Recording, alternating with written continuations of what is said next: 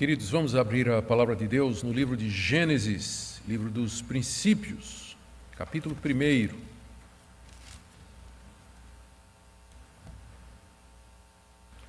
Gênesis, capítulo 1. E, por gentileza, deixe a sua Bíblia aberta aí. Nós iremos do verso 14 até o final do capítulo, verso 31. E nós iremos fazendo a leitura à medida que a exposição prossegue.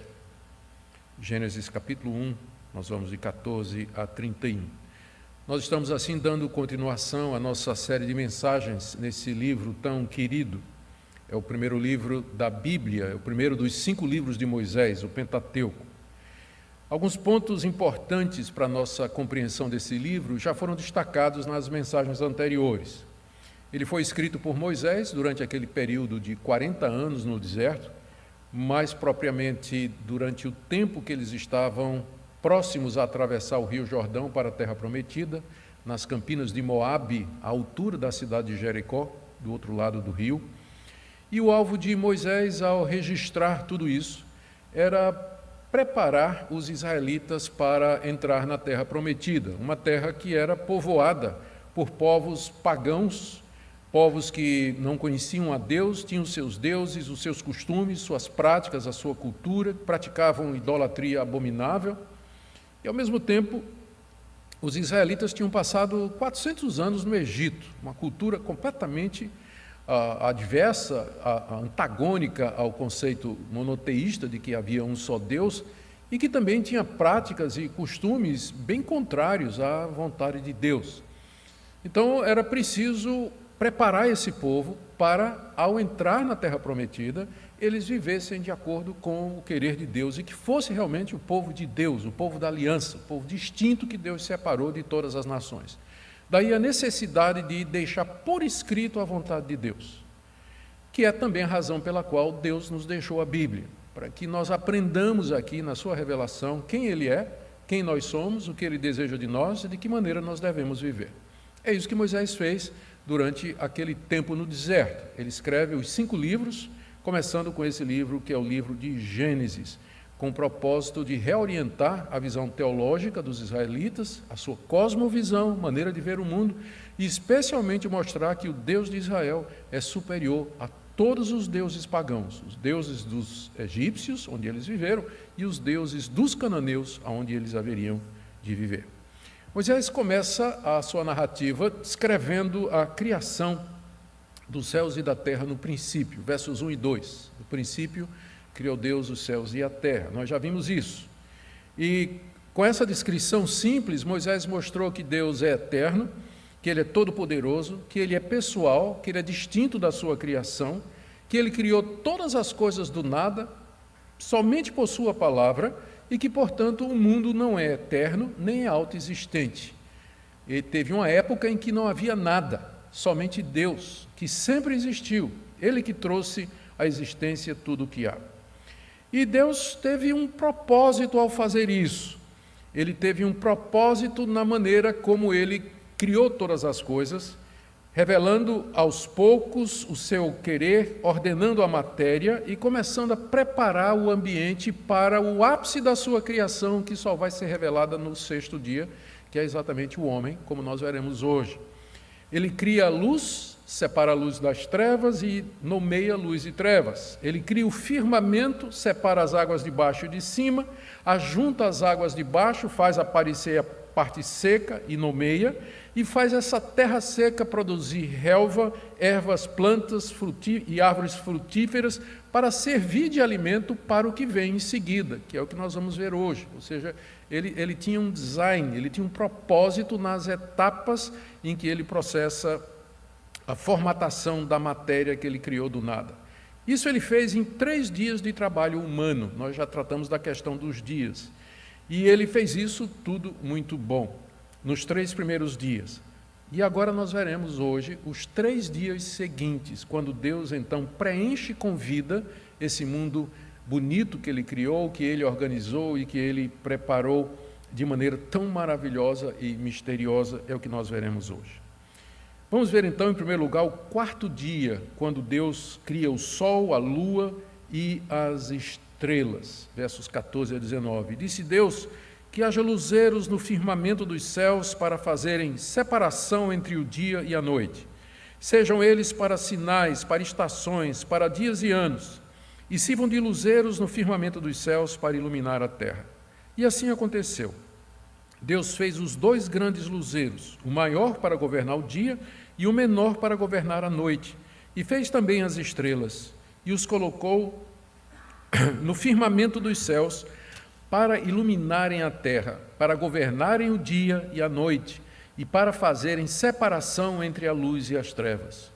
E Deus viu que isso era bom, e houve tarde e manhã o 4º dia. Aqui, nesse dia, Deus então cria o que nós conhecemos como Sol, Lua e as estrelas. Quais são os pontos centrais dessa narrativa aqui? O que é que Moisés quer destacar aqui e o que é que nós podemos aprender? Primeiro, que Deus cria os luzeiros no firmamento somente pela sua palavra. Eu sei que há teorias de todos os tipos para explicar a origem do cosmos, como nós o vemos, da Terra, um universo profundo e misterioso. Do ponto de vista bíblico, histórico, é uma criação de Deus. Deus falou e os luzeiros apareceram. Eles são referidos aqui como alguém, como eu disse, essa é uma das condições para a gente entender Gênesis. Moisés fala como se ele estivesse na terra, vendo tudo acontecer. Então, da perspectiva de Moisés, o que ele via, ou que alguém teria visto, era simplesmente naquele espaço que Deus havia criado, que separa as águas, e que ele deu o nome de firmamento. De repente aparecem essas coisas brilhantes, esses luzeiros, essas luzes. Era isso, a narrativa é da perspectiva do observador. É claro que hoje, pelo avanço da ciência, a gente tem condição de saber que o que parece ser uma simples descrição, Deus criou o Sol, criou o maior, criou o luminar menor, e numa breve frase, e fez as estrelas, está descrevendo a criação do cosmos.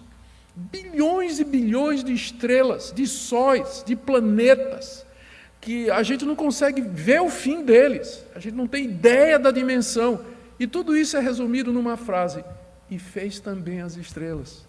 Então, o foco aqui é que Deus é o autor de toda essa realidade maravilhosa que nós vemos. Pela sua palavra, ele agora enche o firmamento com luzes. E o objetivo delas, diz aqui, era para governar o dia e a noite.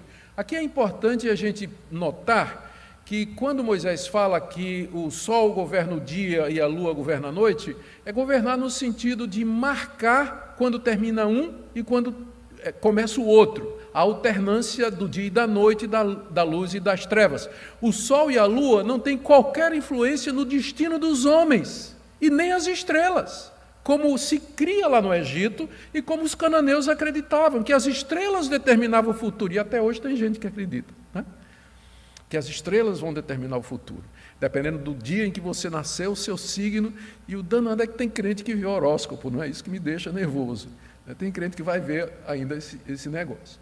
Mas Deus, pela sua palavra, ele traz à existência esse cosmos maravilhoso, para orientar, para fazer a divisão do dia e da noite, para regular todas as coisas. Ele diz aqui, Moisés fala que Deus tinha 3 objetivos quando ele cria os luzeiros. Primeiro, separar e assim governar dia e noite, iluminar a terra de dia e de noite, e servir de sinais para marcar estações, dias e anos. Isso aqui é a base que mais adiante Moisés vai ter quando ele diz ao povo de Israel: Deus mandou que você guarde um determinado dia, que você guarde a festa da lua nova, que você guarde essas festas aqui de acordo com o calendário.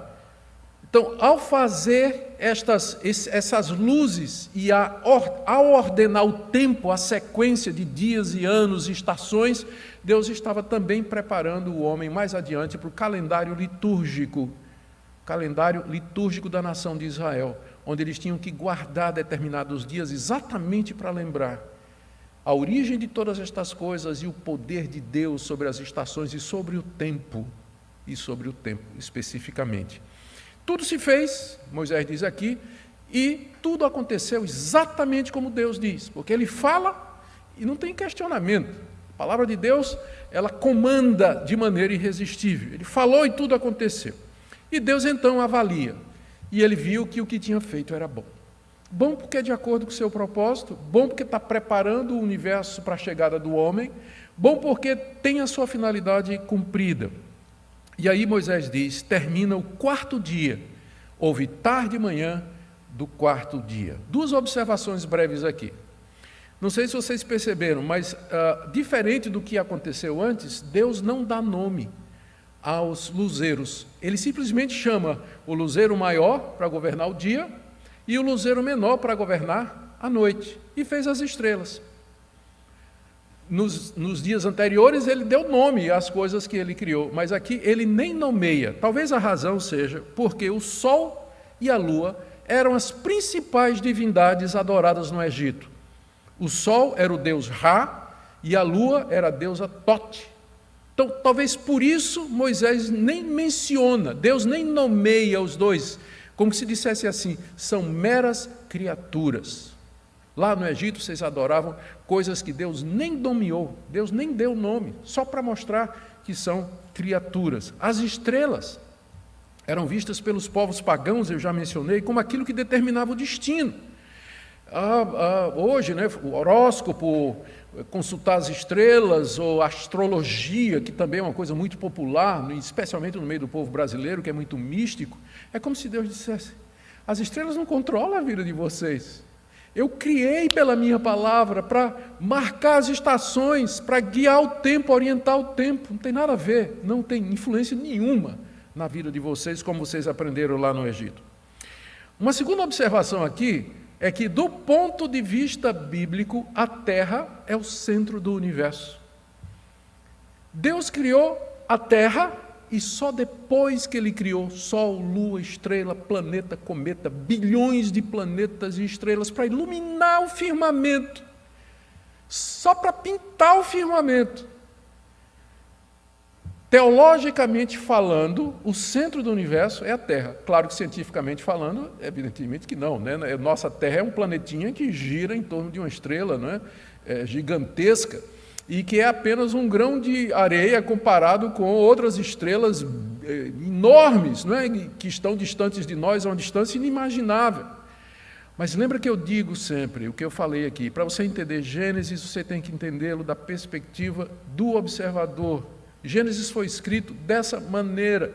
Então, para quem está na Terra, todas as estrelas, todo o vasto cosmos foi criado por Deus para embelezar o dia e a noite do homem, que é a coroa da sua criação. A coroa da sua criação. E é assim que a gente deve ver. Sem desprezar, é claro, né, os avanços maravilhosos que nos permitem conhecer a vastidão do universo de Deus, mas toda vez que a gente olha para a vastidão do universo de Deus, a gente diz assim, que maravilha do poder de Deus, que variedade, que poder extraordinário, que sabedoria fez tudo isso só para fazer com que minha noite fosse estrelada. Só para que eu pudesse namorar a luz da lua, só para que eu pudesse curtir a natureza durante um sol bonito. Deus fez tudo isso pensando em nós, tudo isso pensando em nós. Vamos para o 5º dia, está aí do verso 20 até o verso 23. E Deus disse, que as águas sejam povoadas de enxames de seres vivos, e que as aves voem sobre a terra, sob o firmamento dos céus. Assim Deus criou as grandes criaturas marinhas, e todos os seres vivos que se movem, os quais povoam as águas segundo as suas espécies, e todas as aves segundo as suas espécies. E Deus viu que isso era bom. E Deus os abençoou, dizendo, sede fecundos, multipliquem-se e encham as águas dos mares, e na terra se multipliquem as aves. Houve tarde e manhã o 5º dia. Aqui no 5º dia, Deus cria os seres aquáticos e as aves. Mais uma vez, somente pela sua palavra. Ele determina e eles aparecem. Moisés aqui classifica a vida que foi criada em, primeiro, seres que se movem nas águas. É uma descrição muito vasta, que incluiria desde peixe até camarão, água-viva, golfinho, baleia, todo ser vivo que cruza pelas águas. água dos mares, dos rios, dos lagos, tudo foi criado ali pela palavra de Deus, como enxames, não é? Mais literalmente, enxames de seres vivos. E ele também menciona, curiosamente aqui, uma expressão que tem dado dor de cabeça para os intérpretes: as grandes criaturas marinhas. Na mitologia dos cananeus, aquele povo que habitava a terra onde Israel ia morar, os cananeus eram os temidos dragões do mar, que eram inimigos do deus Baal, que era o deus da fertilidade. Baal estava o tempo todo brigando com os dragões do mar. E os autores bíblicos, curiosamente, não só Moisés aqui, mas também Isaías, o livro dos Salmos e no livro de Jó, eles usam essa terminologia que os pagãos usavam para descrever esses seres. Então, lá no Salmo 74, versos 13 a 14, o salmista fala dos monstros marinhos e do Leviatã, que ninguém sabe que bicho é. Ninguém sabe quem são os monstros marinhos e nem o Leviatã. Isaías, no capítulo 27 do seu livro, no verso 1, ele fala que Deus vai ferir a cabeça do dragão, do monstro, da serpente veloz e sinuosa que mora no mar. Que bicho era esse? As hipóteses estão abertas aí para hipóteses. Dinossauros? Alguns acham que aqui é a referência aos primeiros dinossauros. Baleia? Tubarões? Alguma espécie extinta? Não sabemos. Mas o ponto é que o que quer que seja esse bicho, né, esse monstro, esse Leviatã, ele foi criado por Deus. Ele não está em conflito com Deus como na mitologia pagã, que os dragões do mar enfrentavam o deus Baal. Não, eles estão debaixo de Deus e debaixo do poderio de Deus. Eles foram criados por Deus, estão sujeitos a Ele e não em revolta contra Ele. Dessa forma, Deus então enche as águas, Ele enche as águas de enxames de seres vivos de todo tipo. Em seguida, Ele enche o firmamento, e dessa feita com outro tipo de ser vivo, que é chamado aqui de aves. Elas deveriam voar sobre a terra e debaixo do firmamento do céu. Peixes, seres vivos, enxames de seres vivos aquáticos e agora também as aves, enchendo a água e enchendo o firmamento, que foram criados e separados poucos dias antes. E diz aqui que Deus os abençoou. E abençoar aqui significa dar a capacidade de reproduzir. Ele determinou que os seres vivos que estavam nas águas se multiplicassem, enchessem as águas. Deus os cria já com poder de reprodução, para que ele não tenha que todo dia criar de novo. Ele já cria inserindo no próprio DNA, na própria genética dos seres que ele criou, a capacidade de se reproduzir. E a mesma coisa ele fez com as aves, não é? Ele manda que elas também se multipliquem, que encham e voem sobre a terra, enchendo todo o firmamento. E Deus os cria, Moisés diz aqui, segundo as suas espécies. Peixe é peixe, ave é ave, eles não têm um ancestral comum. Se você vai ler o livro de Gênesis conforme está escrito aqui, se você recebe o livro de Gênesis como histórico, ave é uma coisa e peixe é outra. Não são originados de um ancestral comum, como se quer dizer por aí. Mas eles foram criados segundo as suas espécies. E é claro que esse mesmo Deus que criou os primeiros seres vivos do mar e do ar, e os dotou com capacidade de reprodução, também os dotou com capacidade de adaptação. Porque dentro da mesma espécie, esses seres, eles se adaptaram e eles fizeram variações e alterações entre si, coisa que nós chamamos de microevolução, e contra o que nós não temos o menor problema. É claro que existe adaptação entre as espécies, é claro que existem mudanças com o decorrer do tempo nas espécies, mas elas sempre são espécies.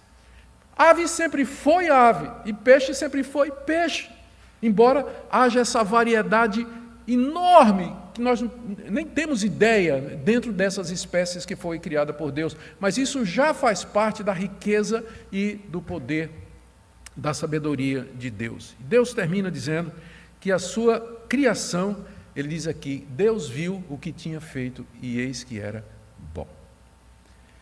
Bom porque está cumprindo o seu propósito, bom porque Deus está preparando a casa para a chegada da estrela, né? A chegada daquele que é realmente a razão pela qual Ele está fazendo todas estas coisas. E assim termina o 5º dia, diz aí o verso 23, houve tarde e manhã, o dia 5º, o 5º dia. E nós vamos agora para o 6º dia. Nesse dia Deus cria os animais e Ele cria o homem. Vamos começar com a criação dos animais, verso 24 ao verso 25. E Deus disse que a terra produza seres vivos conforme a sua espécie, animais domésticos, animais que rastejam e animais selvagens segundo a sua espécie. E assim aconteceu. E Deus fez os animais selvagens segundo a sua espécie e os animais domésticos conforme a sua espécie e todos os animais que rastejam sobre a terra segundo a sua espécie. E Deus viu que isso era bom. Aqui nós temos o relato da criação dos animais que são trazidos à existência somente pela palavra de Deus. Eles são produzidos da terra. Produza a terra, diz Deus, e da terra brotam os primeiros animais. Deve ter sido uma visão extraordinária.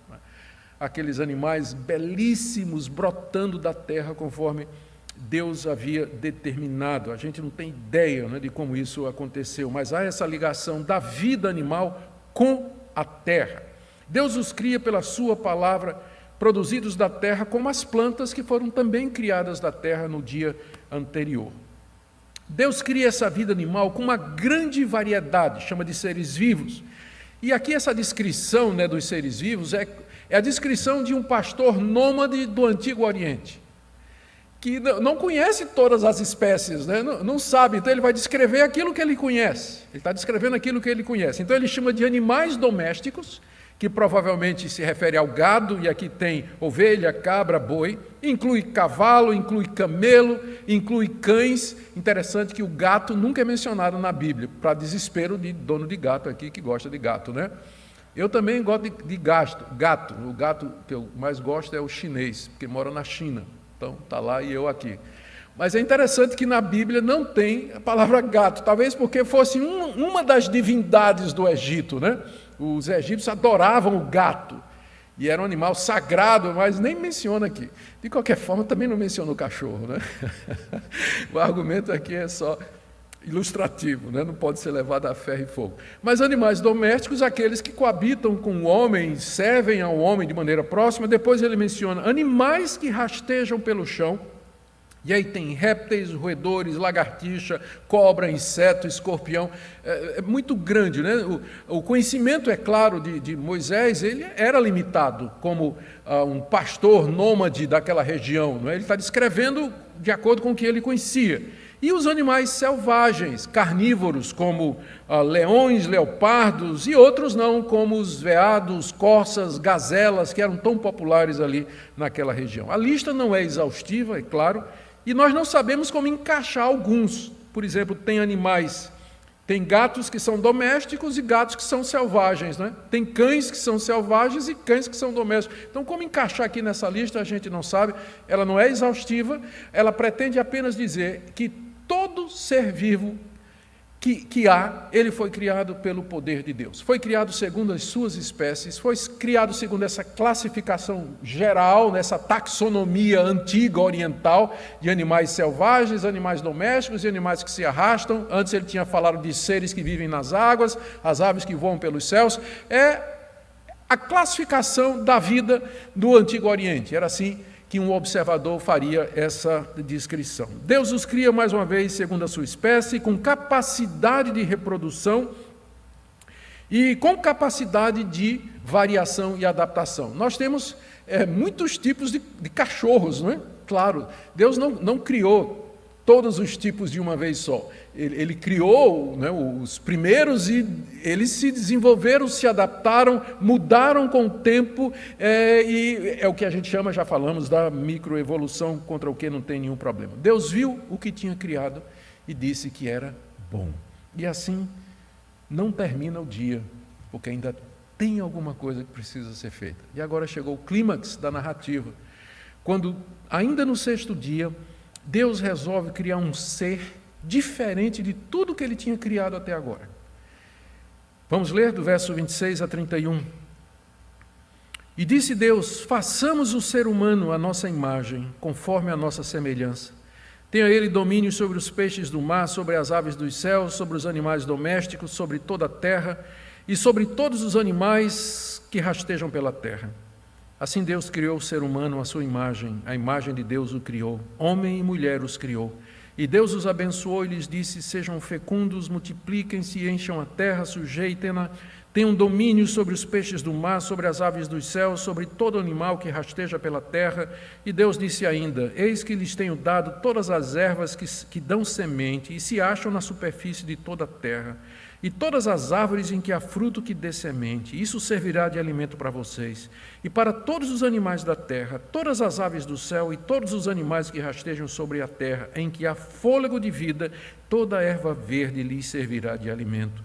E assim aconteceu. Deus viu tudo o que havia feito, e eis que era muito bom. E houve tarde e manhã o sexto dia.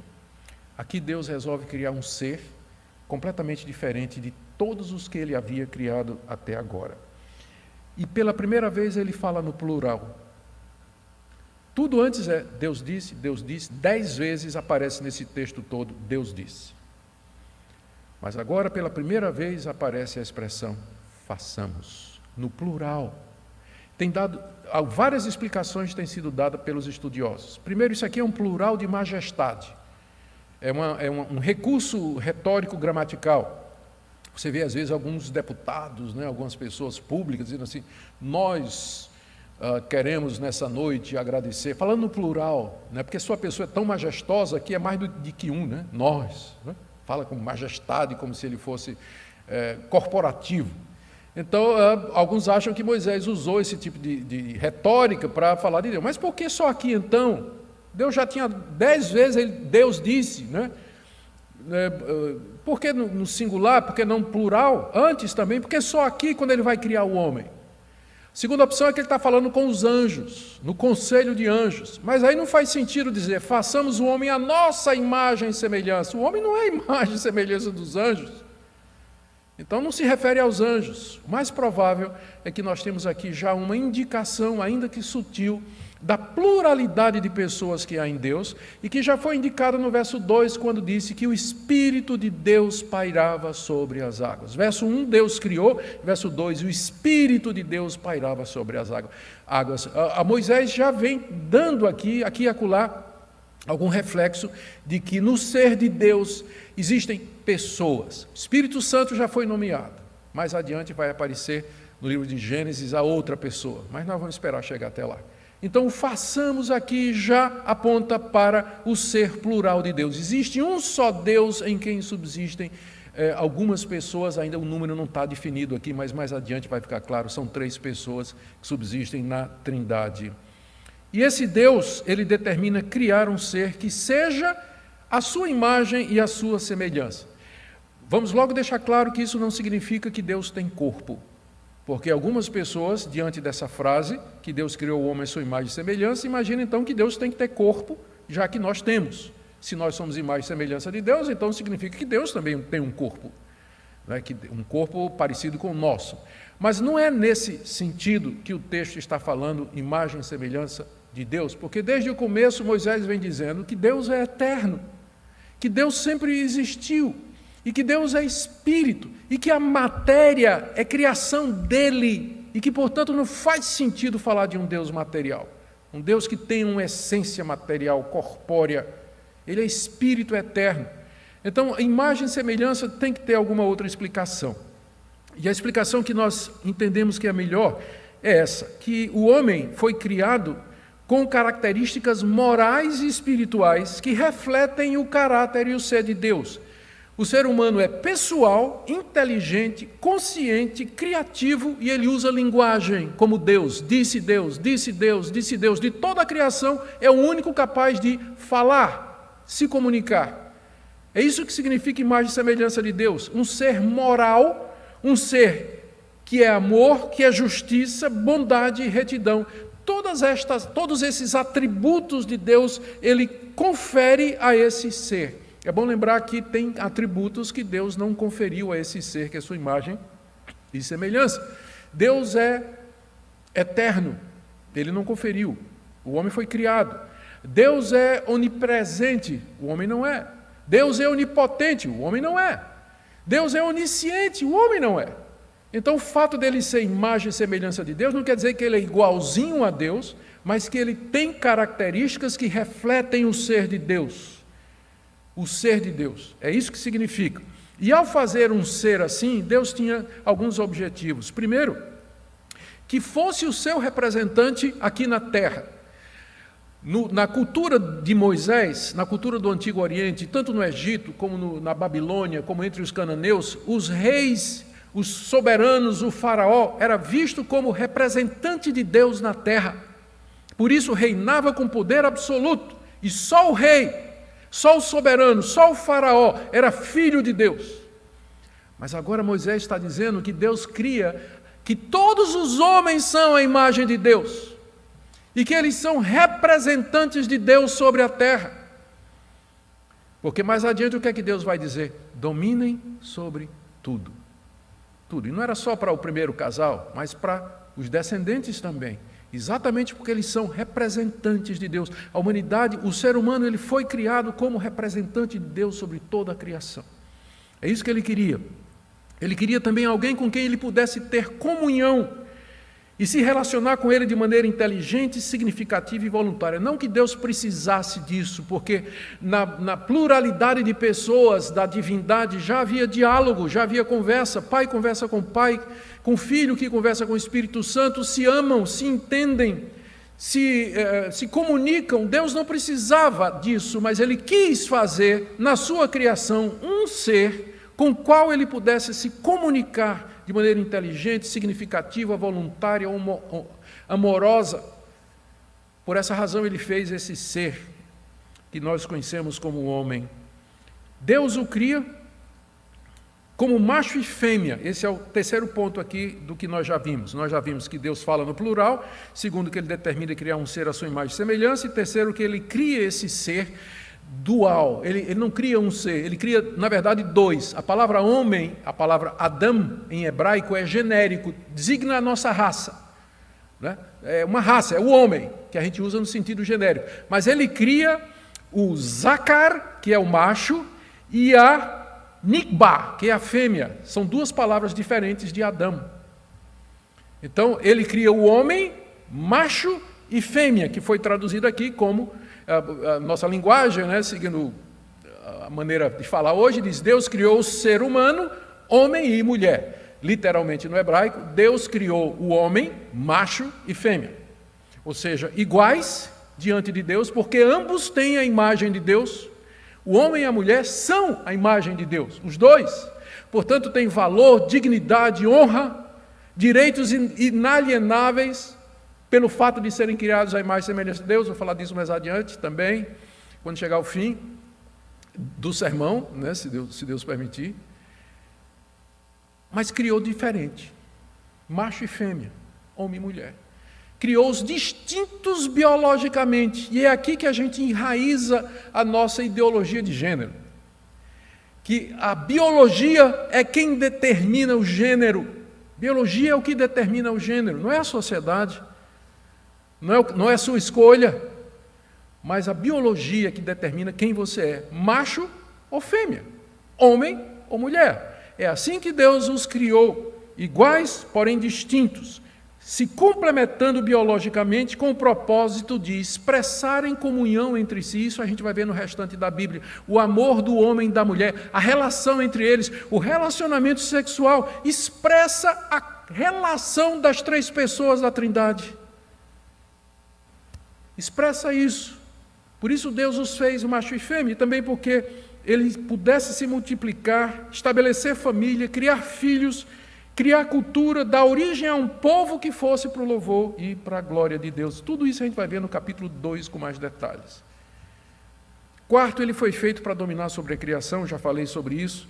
Deus manda que ele domine sobre todos os seres vivos, dessa forma distinguindo o homem do restante da criação. Isso aqui é importante, porque hoje em dia a visão que se tem do homem é que ele é simplesmente um animal racional.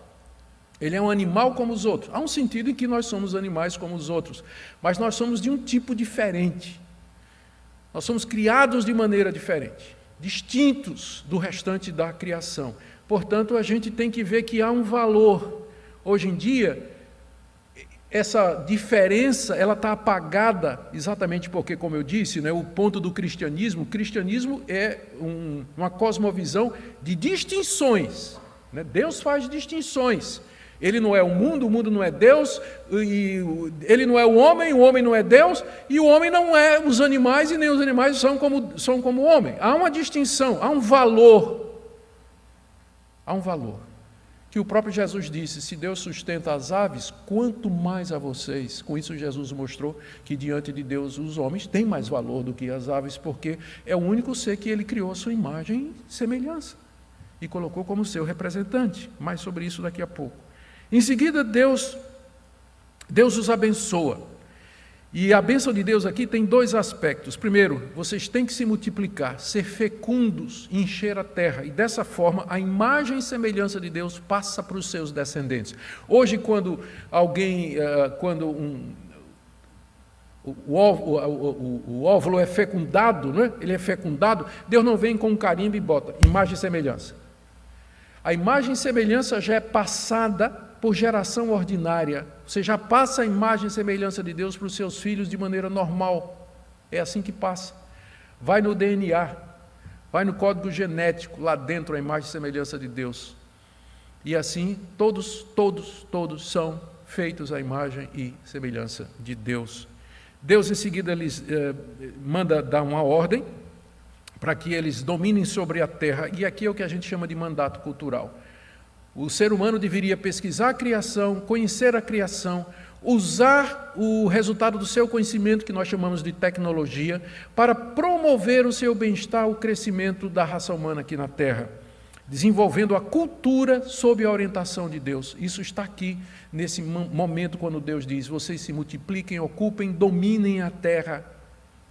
Em seguida, Deus dá planta, fruto e alimento para o homem e os animais, mostrando assim que ele tinha um desígnio, ele tinha um propósito quando nos primeiros dias criou todas estas coisas.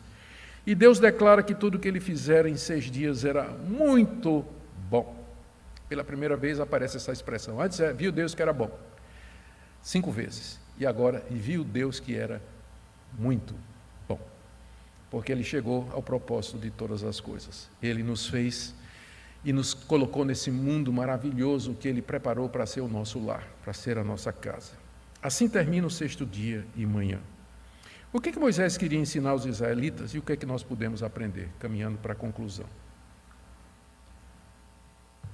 Primeiro, tudo que existe foi criado por Deus, do nada por sua palavra. Portanto, não adorem, Moisés falando para os israelitas, não adorem o sol, a lua, as estrelas.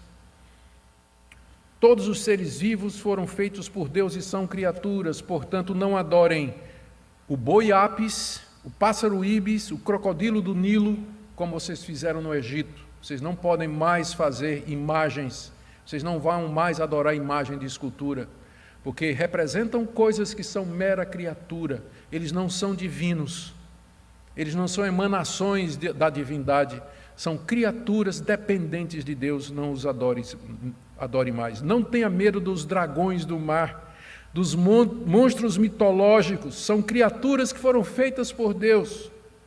Vocês percebem como a visão bíblica de mundo desmistifica e remove o pavor e o medo que as pessoas têm do escuro, de monstros, de criaturas horripilantes, de lobisomem, de vampiro, e todas essas criações que assombram os que assistem os filmes de Hollywood e as séries, não é?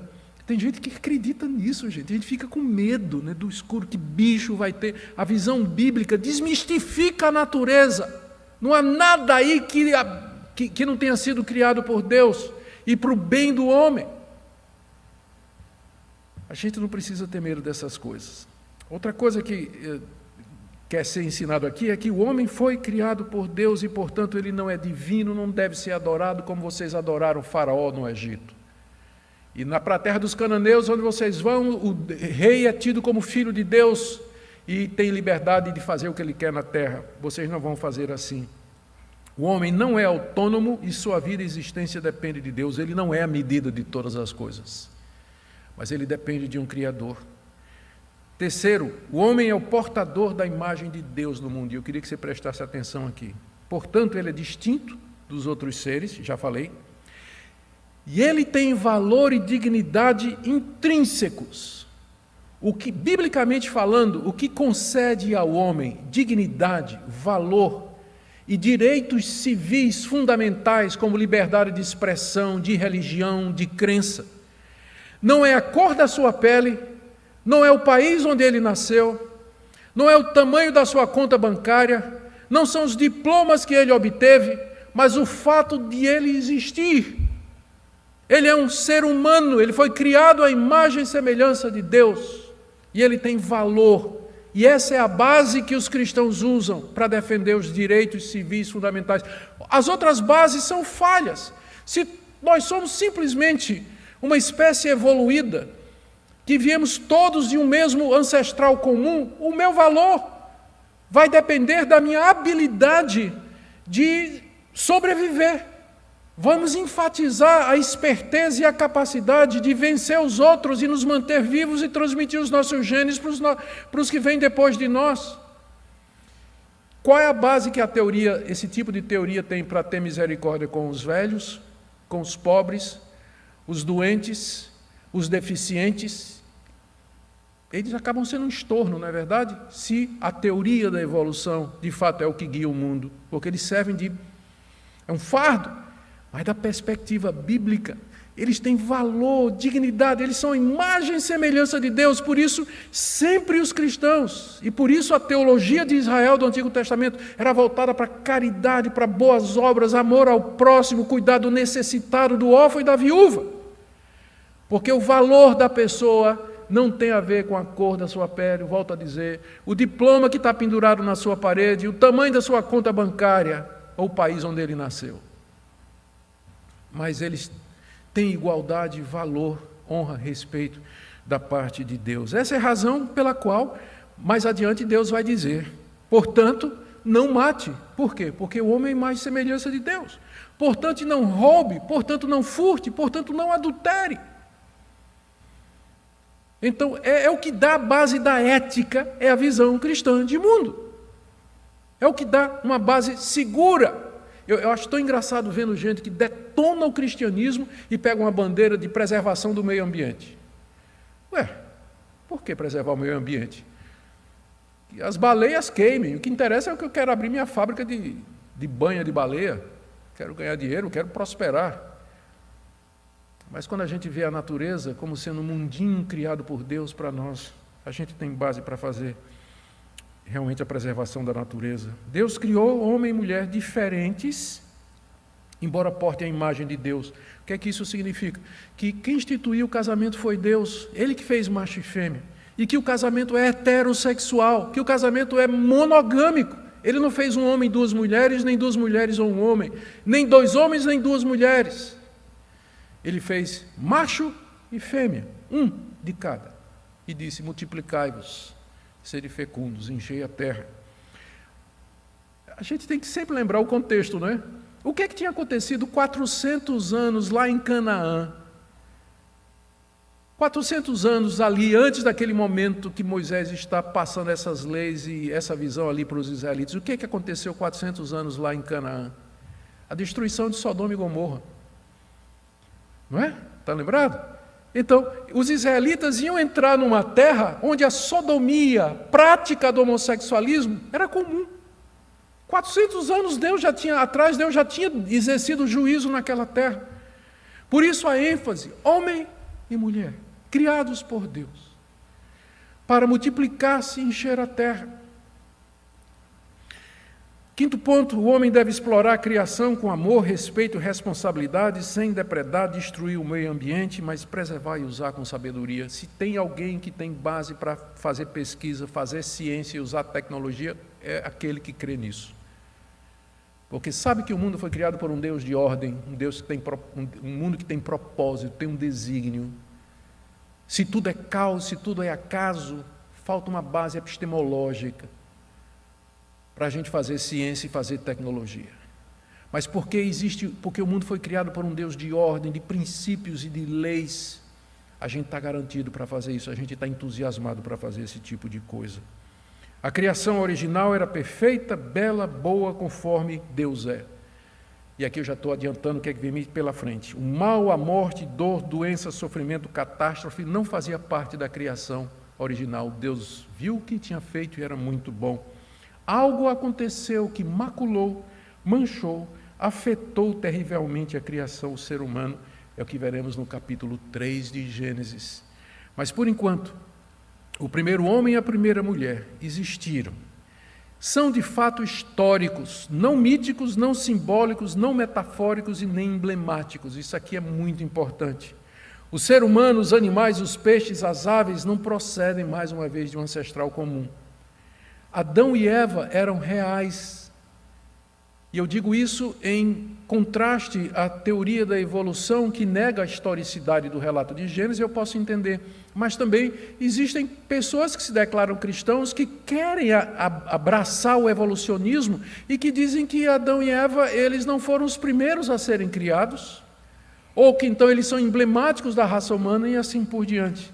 Se esse relato aqui não for histórico, não precisava a vinda de Cristo, não precisava a morte dele na cruz e nem a sua ressurreição. Tudo isso aqui prepara o cenário para que o Filho de Deus, Jesus Cristo, aquele que é a exata expressão do seu ser, a imagem perfeita da divindade e da humanidade, um dia pisasse em nossa terra, para restaurar a imagem de Deus em nós e para liderar a nova criação a ser feita por Deus. Queridos, meditem nessa palavra, como é importante para os nossos dias em que questões ideológicas estão em todo lugar, que acossam você na universidade, nas redes sociais, nos meios de comunicação, nas conversas de amigos. É importante que você tenha a explicação da razão por que nós cremos assim, por que nós não podemos adotar determinada agenda, por que determinados posicionamentos ideológicos e políticos, eles não podem, o cristão não pode acertar ou não pode aceitar esse tipo de orientação, de ideia, uma vez que vai contra o princípio de todas as coisas. O livro de Gênesis nos dá a base para o resto da Bíblia. E para aquilo que nós cremos e aquilo que nós professamos. Precisamos de coragem para manter a nossa confiança. Porque não são poucos os que desejam, sempre desejaram, desacreditar o cristão. Em nome da ciência, quando na verdade é um pseudocientificismo.